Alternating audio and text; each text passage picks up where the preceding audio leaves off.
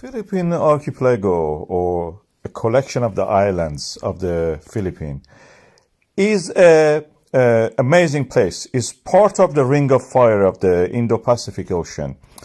And in many of the islands that there are there, many volcanoes erupt.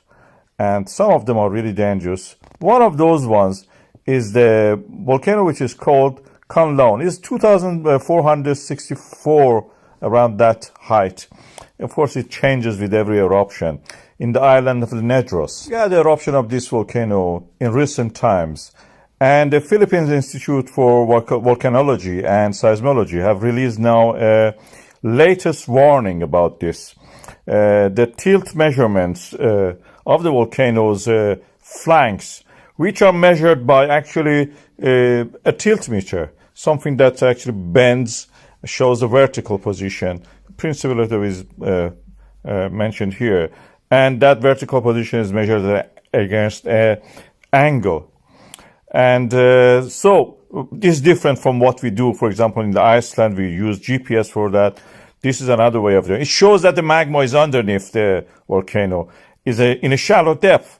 And we are also picking up all the sulfur dioxide gases from this volcano, which in all terrestrial planets is a sign of the magma accumulation, being on Earth or on Io, the satellite of Jupiter. So the alert level is now raised to level 2. And this volcano is actually quite dynamic. We know that. Just looking at this image, I can say that there is an old volcano which has blown at its top, and a new volcano, a new Kanlaon volcano, I call it, has formed on the top of that. And this is a new dome, it's a felsic dome, you can see. It is erupting all the time. It's practically meaning that vegetation has no chance to grow on this, although this area should be lush vegetation, is almost tropical or near the tropics.